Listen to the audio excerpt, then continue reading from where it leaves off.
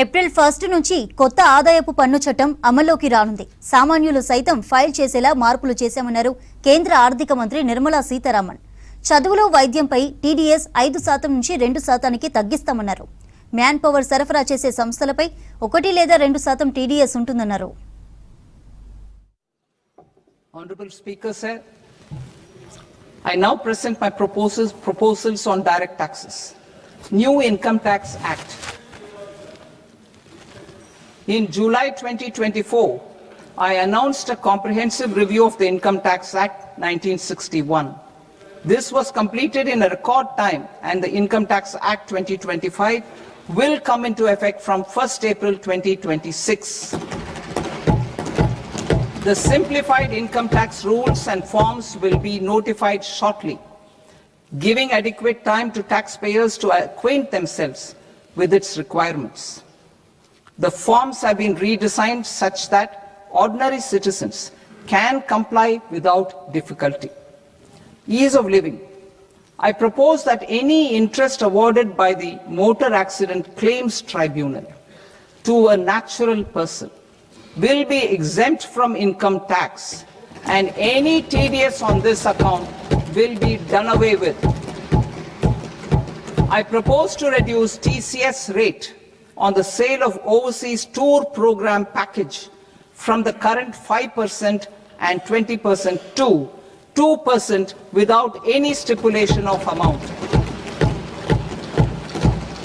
I propose to reduce TCS rate for pursuing education and for medical purposes under the Liberalized Remittance Scheme, popularly known as LRS, from 5% to 2%.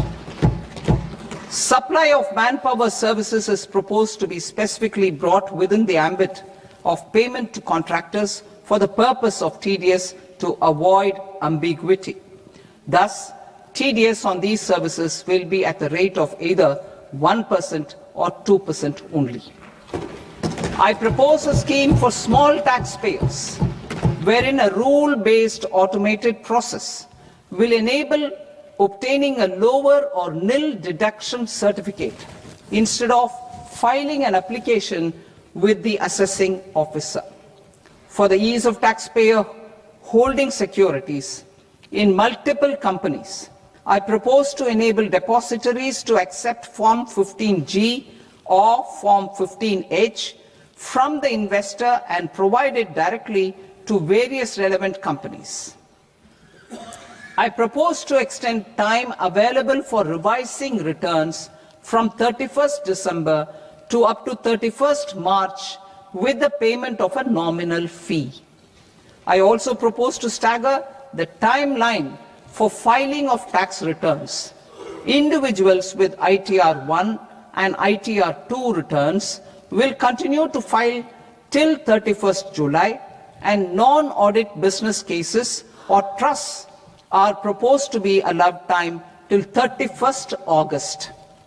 TDS on sale of immovable property by a non-resident is proposed to be deducted and deposited through resident buyers and his or her PAN-based challan instead of requiring a TAN, which is a temporary accounting number.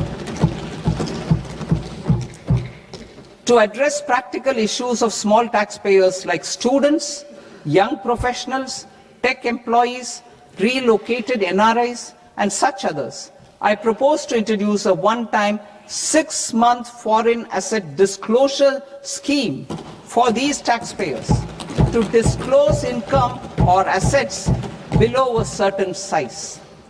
This scheme would be applicable for two categories of taxpayers, namely A, who did not disclose their overseas income or assets, and B, who disclosed their overseas income and or paid due tax but could not declare the asset acquired.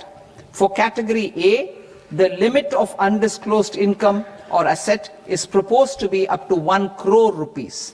They need to pay 30% of fair market value of asset or 30% of undisclosed income as tax and 30% as additional income tax in lieu of penalty, and would thereby get immunity from prosecution. For category B, asset value is proposed to be up to 5 crore rupees. Here, immunity from both penalty and prosecution will be available with a payment of fee of 1 lakh rupees. Rationalizing penalty and prosecution. Multiplicity of proceedings are hindrance to the ease of doing business. I propose to integrate assessment and penalty proceedings by way of a common order for both. There will be no interest liability on the taxpayer on the penalty amount for the period of appeal before the first appellate authority, irrespective of the outcome of appeal process.